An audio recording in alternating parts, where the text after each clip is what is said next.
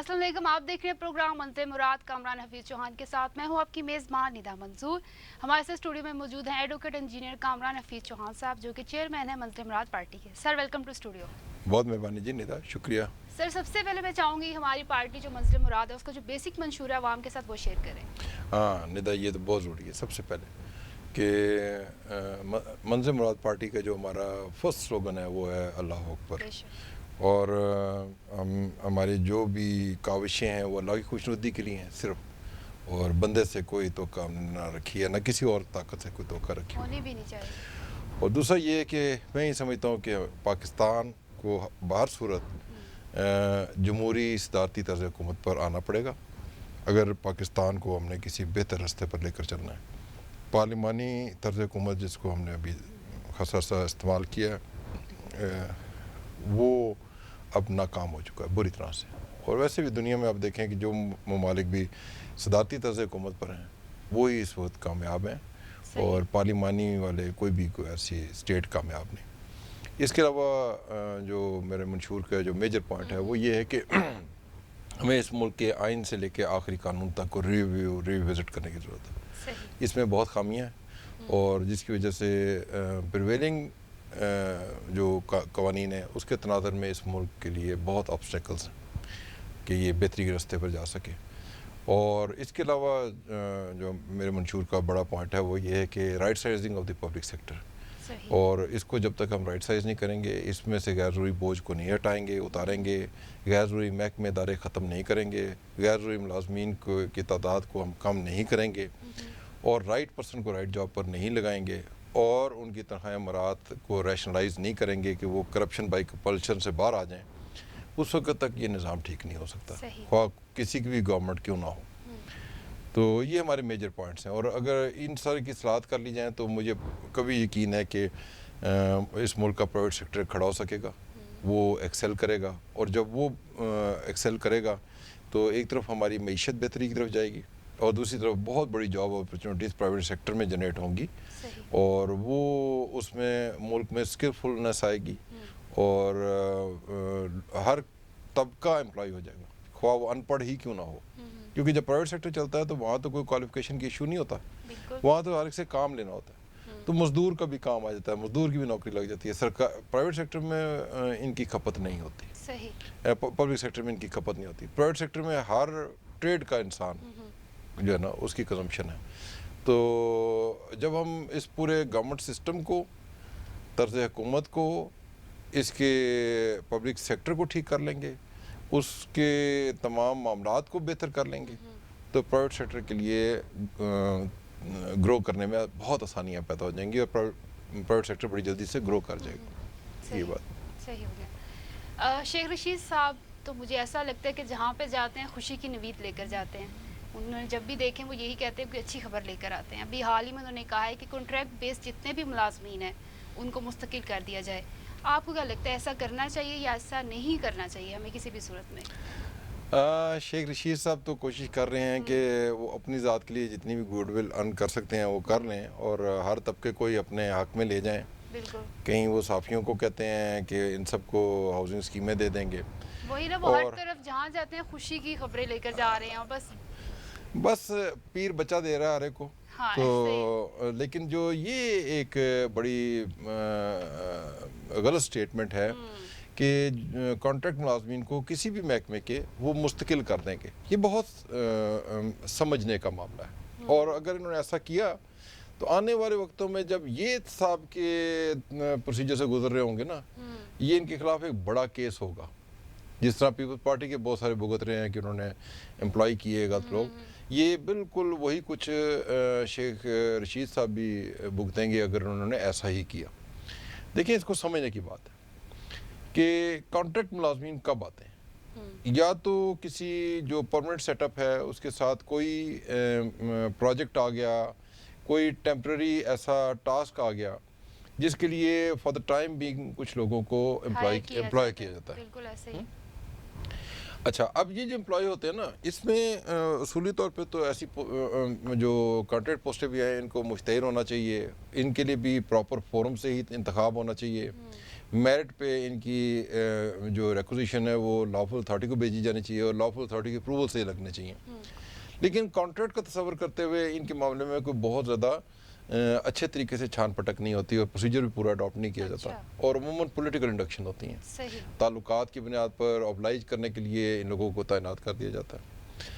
تو ایک چیز. دوسری بات یہ کہ جب کانٹریکٹ کا آرڈر ان کا ہوتا ہے یا یہ کانٹریکٹ کی پوسٹ کے لیے اپلائی کرتے ہیں یا اس پوسٹ کو لیتے ہیں یا ایڈ ہاک کے ملازمین جب وہ ایڈ ہاک پوسٹ پہ اپنی تعیناتیاں کرواتے ہیں وہ بھی پولیٹیکل ہوتی ہیں. ایڈ ہاک بھی اور ورک چارج بھی یہ کانٹریکٹ ایڈ ہاک اور ورک چارج یہ تمام ہی پاکستان میں سیاسی بنیادوں پہ ہو رہی ہیں. تعلقات کی بنیاد پہ ہیں, اوبلائج کرنے کے لیے ہیں اور فیورز کے لیے ہوتی ہیں. بالکل ایسا ہی ہے. اور ان تینوں کی شرائط بڑی واضح ہوتی ہیں. ان کے جو آرڈر ہوتے ہیں بالکل واضح ہوتے ہیں.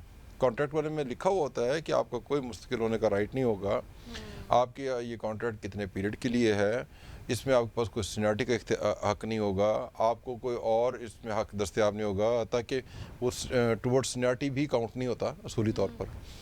تو اسی طرح سے ایڈ ہاک کی بھی شرائط بالکل واضح ہوتی ہیں کہ 6 ماہ کے لیے ہوگا, کتنے پیریڈ کے لیے ہوگا. اور ایڈ ہاک تب ہوتا ہے جب ایکچوئل پوسٹ کو سیکشن کے لیے پراپر فورم کو بھیج دیا گیا ہو اور فار دا ٹائم بینگ اس کو آکوپائی کروایا جائے.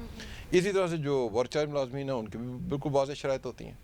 تو جب یہ ملازمین ان شرائط پر ہی یہ ملازمت کو اپنی منشا سے لیتے ہیں تو ان کو یہ حق حاصل نہیں ہے کہ یہ اس سے ہٹ کر ایک دوسری طرف چلے جائیں کہ اب ہمیں نہ نکالا جائے اور اگر نکالا جائے گا تو ان کا اور ان کی فیملی کا معاشی قتل ہو جائے گا.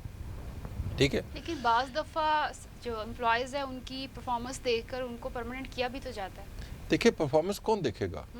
دیکھیں نا ہر چیز کے ایک ایگزامینیشن کا پروسیجر ہے نا.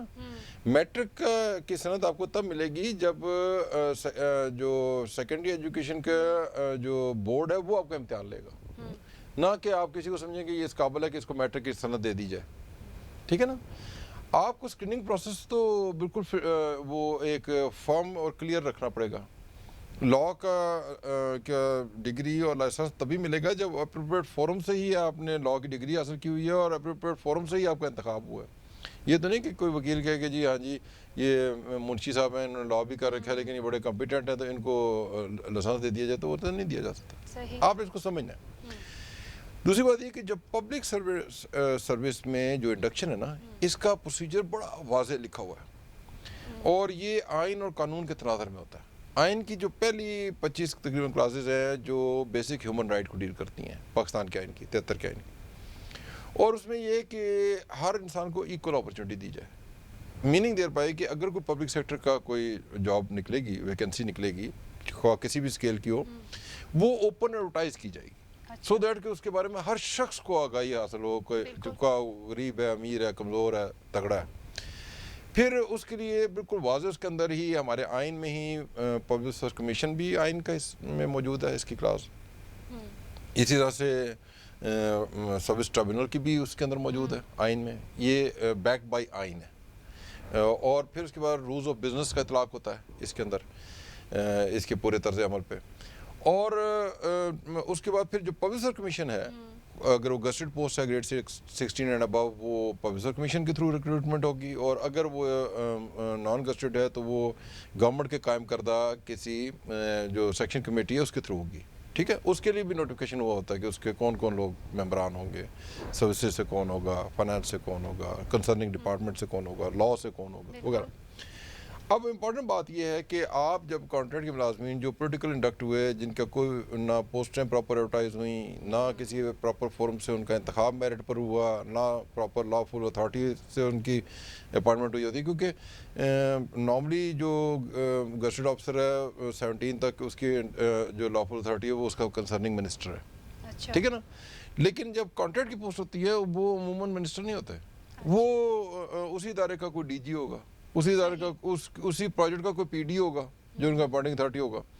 آپ اسی کو جا کے پکا کرنے جا رہے ہیں. دوسرا پھر اس کے تابع سارے اسٹیچیوٹس ہیں سول سروس کے. آپ جب انڈکشن اس کے بغیر کریں گے آپ نے تو وہ سارے اسٹیچیوٹس ردی میں پھینک دیے. سول سروس ایکٹ آپ کا گیا جہنم میں. ٹھیک ہے. اور اس طرح کی پیپلز پارٹی نے بھی تقریباً 2011-12 میں انڈکشن کی تھی, بڑی غلط. اس میں انہوں نے رکھ دیا کہ 3 اسپیل 89 ڈیز کے ہوں گے تو ان کو پکا کر دیں، جن کے 6 ماہ یا 1 سال کانٹریکٹ پوسٹ ہے ان کو پکا کر دیں. وہ بھی بڑی زیادتی ہوئی تھی، اور وہ بھی صریحاً آئین اور قوانین کے بغیر تھی انڈکشن. اور اس کو بھی شاید بعد میں کچھ سپیریئر کورٹس نے اس کو آئین کے بغیر اور قانون کے بغیر بھی ڈکلیئر کیا. لیکن آج شیخ رشید صاحب کا یہ کہنا، اور اگر ان میں ذرا وزڈم ہو، ان کو تو پبلک سیکٹر کو دوبارہ چھوٹا کرنے کی ضرورت ہے. اچھا، یہ اس پر اور بوجھ ڈالنے جا رہے ہیں، بوجھ ڈالا جا رہا ہے. بوجھ ڈالنے جا رہے ہیں اپنے ووٹروں اور سپورٹروں کو کے روزگار لگانے کے لیے قوم کو اور بوجھ میں ڈالنے جا رہے ہیں. اگر ان کا یہ وزڈم لیول ہے، اگر یہ خود آئین اور قانون سے مبرہ ہیں، جس آئین اور قانون کے تحت یہ وزیر ہے آج، اگر وہ آئین قانون نہ ہو تو یہ وزیر ہی نہ ہو، صحیح. تو اس میں پروسیجر سے گزر کے یہ وزیر بنے. اور آج یہ کسی کو امپلائی کرنے کے لیے کہتے ہیں کہ تم تمام اس سے مبرہ ہو. تو یہ چیزیں ان کو سمجھنی چاہیے کہ ایسی سٹیٹمنٹ نہ ان کو پبلکلی دینی چاہیے، صحیح. نہ ایسا کرنا چاہیے. ٹھیک ہے، انڈکشن کا پروسیجر جو آئین اور قانون میں لیٹ ڈاؤن ہے اس کو لے کر چلنا چاہیے. صحیح. تو یہ غلط ہے. اور دوسری بات یہ کہ یہ کانٹریکٹ کے ملازمین ہوں، ایڈ ہاک کے ہوں، ورک چارج ہو، یہ کسی ہمدردی کا ان کے ساتھ کوئی تعلق نہیں ہے. اس کی ریزن بتاتا ہوں کہ جب انہوں نے اپائنٹمنٹ لی، ان کو پتا تھا یہ کس نوعیت کی اپائنٹمنٹ لے رہے ہیں. ان کے آرڈر میں ہر شرائط تمام واضح تھیں، اور یہ آزاد تھے کہ اس دوران یہ کوئی اور اپرچونٹی پہ جا سکتے ہیں. کوئی پبلک سیکٹر ان کو روکتا نہیں ہے کہ آپ کوئی پرماننٹ جاب آئے تو اس کے لیے اپلائی نہ کریں.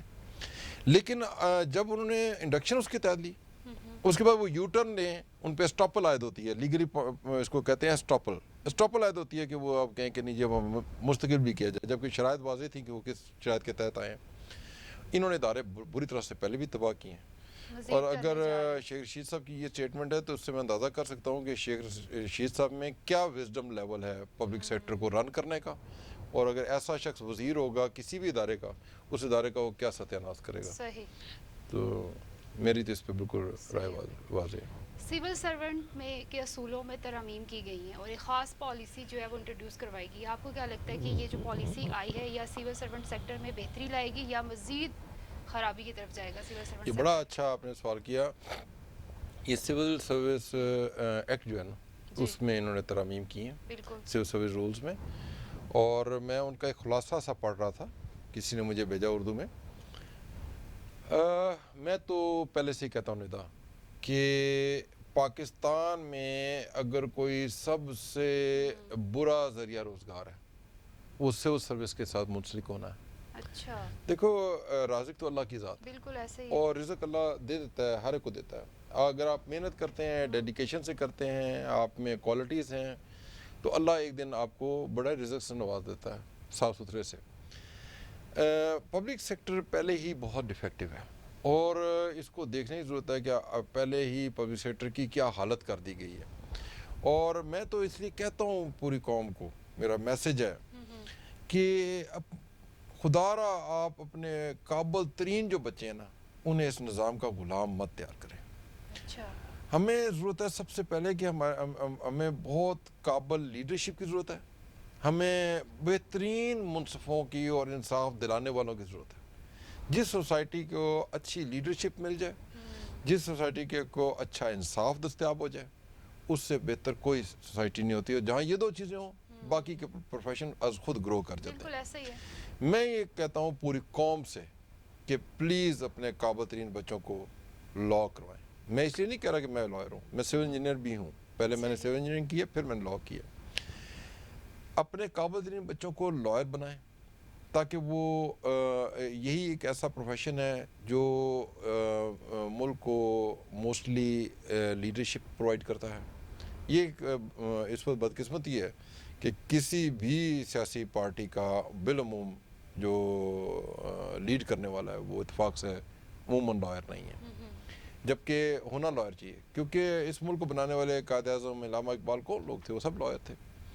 ایک لائر ہی قانون پہ اچھی دسترس رکھتا ہے، وہی نظام کو بہتر چلا سکتا ہے اور بہتر سمجھ رکھتا ہے.